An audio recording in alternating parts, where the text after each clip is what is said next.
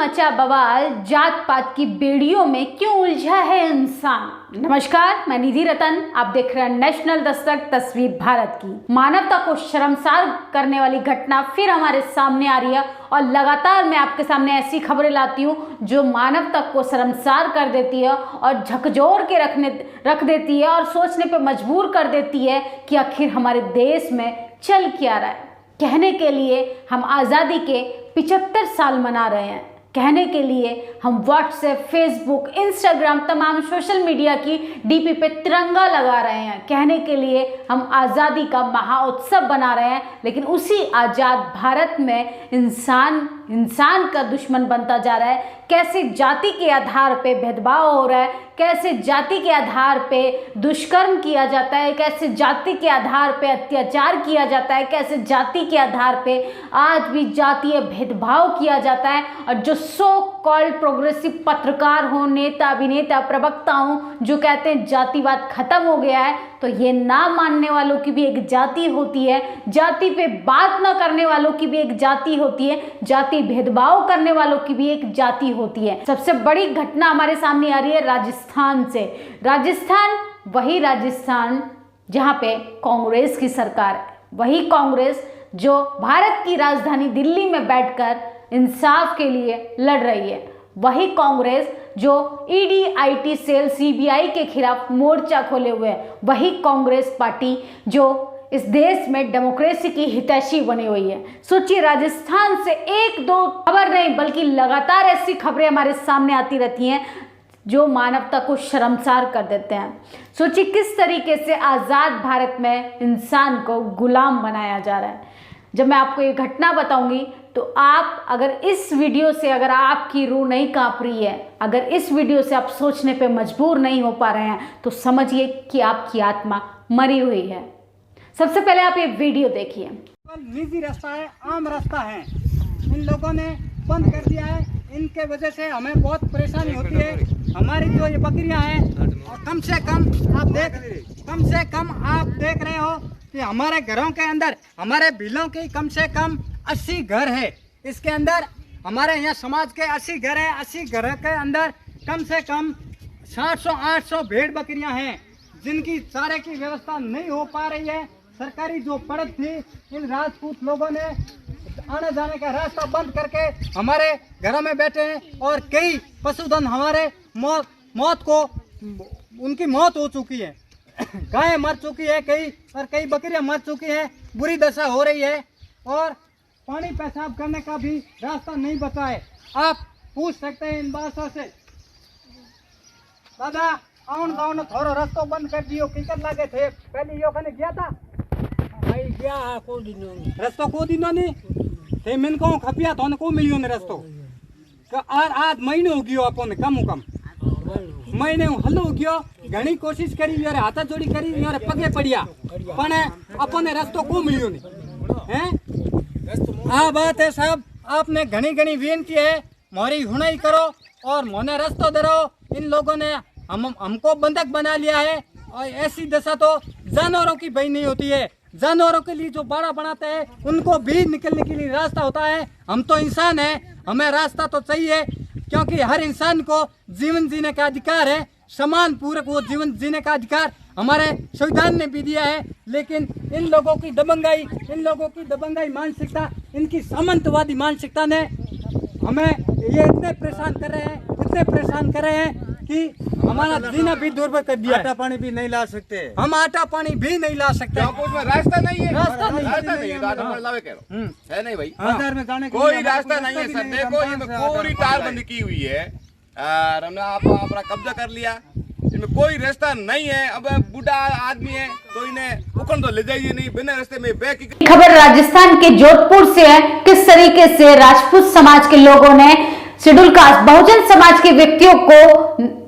नजरबंद कर दिया है, उनका आना जाना किस तरीके से खत्म कर दिया है। सोचिए, अपने ही गांव में वो जेल की सलाखों की तरह जीवन काट रहे हैं। वो किस तरीके से उनकी पीड़ा सुन रहे हैं कि उनके मवेशियों की मौत हो रही है, उनको खाना पीना नहीं मिल रहा है, उनका घूमना फिरना भी बंद कर दिया है। 80 घर है, लगभग बहुजनों की 80 घरों की तादाद है, लेकिन राजपूत जिसको सो कॉल मीडिया कहती है दबंग लोग, दबंग जाति के लोगों ने बहुजन समाज के लोगों को घेराबंदी करके घेर लिया है और नजरबंद कर लिया है और उनको कहीं आने जाने नहीं दिया जा रहा। ये होता है जाति का अहंकार।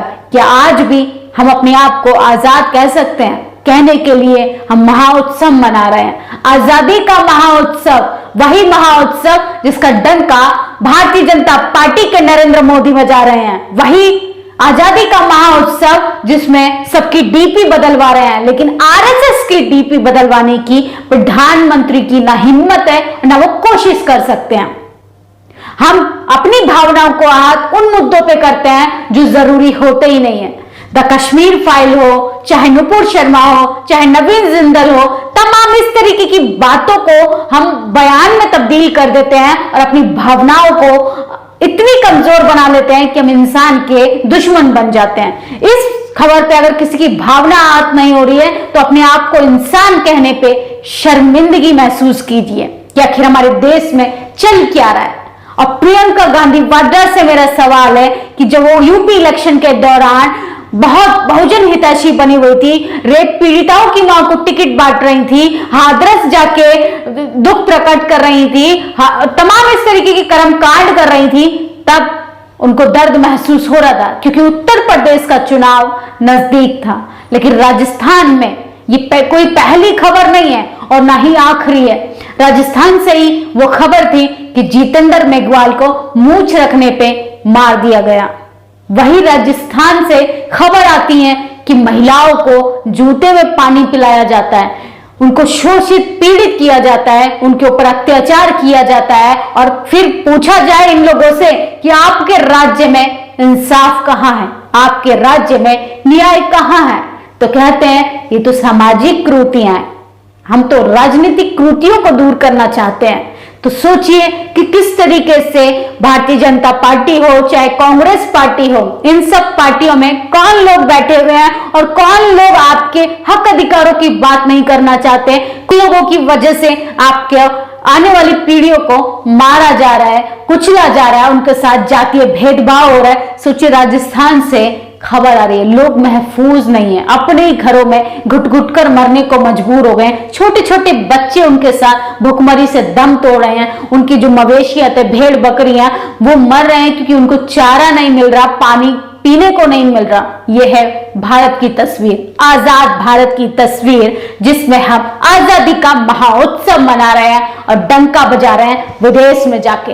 इन सब खबरों को आपको मेन स्ट्रीम मीडिया नहीं दिखाएगी क्योंकि उनको चाटुकारिता करने के लिए तो पैसे दिए जा रहे हैं, उनको रोजी रोटी के मुद्दे से कोई मतलब नहीं, उनको भ्रष्टाचार से कोई मतलब नहीं है, उनको आपसे कोई मतलब नहीं है, उनको आपकी आने वाली पीढ़ियों के भविष्य से कोई मतलब नहीं है, उनको आपके बच्चे की शिक्षा से कोई मतलब नहीं है, उनको आपके बच्चे के स्वास्थ्य से कोई मतलब नहीं है क्योंकि वो चुनिंदा लोगों के लिए काम करते हैं। लेकिन सोशल मीडिया जब से आया है तो शायद बहुजन समाज जागरूक हो रहा है, बहुजन समाज जिंदा है, बहुजन समाज थोड़ा सांस ले पा रहा है और वही आजादी खत्म की जा रही है भारतीय जनता पार्टी के द्वारा और उसकी बी टीम कांग्रेस के द्वारा। ये देश की राजधानी में बैठ के न्याय के, डेमोक्रेसी के, लोकतंत्र के हितैषी बनते हैं, लेकिन इन्हीं के राज्यों में ऐसी घटनाएं होती हैं, ऐसी वारदात को अंजाम दिया जाता है और ये लोग चू तक नहीं करते, ये लोग एक ट्वीट तक नहीं करते। यहाँ पर ये तस्वीरें उनको नहीं दिखाई दे रही हैं, इस तस्वीरों पे उनका दुख प्रकट नहीं होगा, लेकिन सोनिया गांधी को जब ईडी बुलाती है तो तमाम कांग्रेस पार्टी के नेता, अभिनेता, प्रवक्ता सब सड़कों पर बैठकर जन सैलाब ले आते हैं और तमाम नारेबाजी करते हैं कि मोदी जब जब डरता है ईडी को आगे करता है। तो उनको समझना चाहिए कि परिवार पे बात आई तो अब सड़कों पर आ गए। लेकिन बहुजन समाज का दर्द महसूस कीजिए, बहुजन समाज की पीड़ा महसूस कीजिए कि जिसने अपने घरों में रहकर वो आजादी महसूस नहीं कर पा रहे, अपने बच्चों को दम तोड़ते हुए देख रहे हैं, अपने मवेशियों को दम तोड़ते हुए देख रहे हैं, वो अपने ही घरों में, अपने ही गांव में नजरबंद हो गए हैं और उनको नजरबंद किया है एक विशेष जाति के लोगों ने जो सो कॉल्ड अपने आप को राजपूत कहते हैं और मेन स्ट्रीम मीडिया उनको दबंग कहती है। सबसे ज्यादा दुष्कर्म करने वाले, सबसे ज्यादा अत्याचार करने वाले अगर कोई है तो राजपूत लोग हैं किस तरीके से बहुजन समाज के साथ अत्याचार कर रहे हैं। दूसरी खबर उसी राजस्थान से हमारे सामने आ रही है कि महिलाओं के साथ, बच्चों के साथ, बहुजनों के साथ साथ अब अत्याचार होने लगा है साधु संतों पर। भाजपाइयों का जो अत्याचार है वो किस तरीके से दम तोड़ता हुआ नजर आ रहा है। 8 साल बेमिसाल का दावा करने वाले नरेंद्र मोदी जरा देख लें कि उनके राज्य में, उनके साम्राज्य में विकास कैसे दम तोड़ रहा है। राजस्थान के जालोर में संत श्री रविनाथ जी की संगीत परिस्थिति में मौत हो गई। पुलिस ने मौके से सुसाइड नोट बरामद किया। ये नोट भाजपा विधायक के शामिल होने की तरफ इशारा कर रहा है। सरकार से अनुरोध करता हूं कि इस मामले में कड़क कार्रवाई की जाए। सोचिए किस तरीके से एक रविनाथ साधु को भारतीय जनता पार्टी के विधायक धमकी दे रहे थे और उन्होंने कल अपने आप को फांसी लगाकर खत्म कर लिया। यह है भारतीय जनता पार्टी का विकास, यह है भारतीय जनता पार्टी का 8 साल बेमिसाल, यह है भारतीय जनता पार्टी का साम्राज्य जिसमें वो दावा करते हैं कि हमारे राज्य में सब कोई संपन्न है, खुशहाल है। उनका जो ड्रोन है, क्या इन तस्वीरों को नहीं देख पा रहा जिस ड्रोन की बात नरेंद्र मोदी अपने भाषण में देते हैं। दूसरी खबर आपको दिखाएंगे तो आप हंस हंस के लुटपुट हो जाएंगे। एक तरफ तो भारतीय जनता पार्टी राष्ट्र के हित की बात करती है, राष्ट्र, आप समझ रहे हैं, राष्ट्र के हित की बात करती है। दूसरी ओर वो तुच्छ हरकत करती है। उसके कार्यकर्ता जो हैं इतना नहीं समझ पा रहे कि इतिहास से खिलवाड़ कर रहे हैं। भाजपाइयों के राष्ट्रीय प्रेम, राष्ट्रीय ध्वज के सम्मान की असली तस्वीरें जब आप देखेंगे तो आपको हंसी आएगी और लगेगा कि किन लोगों के हाथ में हमने अपने देश को सौंप दिया, जिन लोगों को इतिहास का कोई सम्मान नहीं, जिस देश को इस तिरंगे का सम्मान नहीं, जिस सरकार को इस देश की डेमोक्रेसी से कोई मतलब नहीं। मुजफ्फरनगर में भाजपा जिला अध्यक्ष पर तिरंगे का अपमान का आरोप, फोटो खिंचवाने की होड़ में तिरंगे को ही उल्टा लटका दिया। सोचिए ये है देश की असली तस्वीर। डीपी बदलवाइए, जीडीपी का स्तर गिरता जा रहा है, आप डीपी बदलवाइए। बेरोजगारी अपनी चरम सीमा पर है लेकिन आप डीपी बदलवाइए। इस देश में विकास दम तोड़ रहा है लेकिन आप डीपी बदलवाइए। महंगाई अपनी चरम सीमा पर है लेकिन आप डीपी बदलवाइए। स्कूल, कॉलेज, यूनिवर्सिटी में ताले लग गए हैं लेकिन आप डीपी बदलवाइए। दिल्ली यूनिवर्सिटी, जानी मानी यूनिवर्सिटी में आरएसएस की शाखा लगाई जाती है लेकिन आप डीपी बदलवाइए। इस देश में लोग तिल तिल कर मरने को मजबूर हो गए हैं लेकिन आप डीपी बदलवाइए जनाब। यह है भारतीय जनता पार्टी का विकास, यह है भारतीय जनता पार्टी का हिंदू राष्ट्र और यह है भारतीय जनता पार्टी का विकास। इसलिए आपको सोचना है कि आपके लिए क्या जरूरी है। आपके लिए रोजी रोटी का मुद्दा जरूरी है कि आपके लिए हिंदू राष्ट्र जरूरी है। अब आपको तय करना है कि अपने बच्चे की थाली में आपको खाली पुलाव परोसना है कि रोटी। इस पर आपकी क्या प्रतिक्रिया है, आप अपनी राय कमेंट बॉक्स में जरूर दें। शुक्रिया।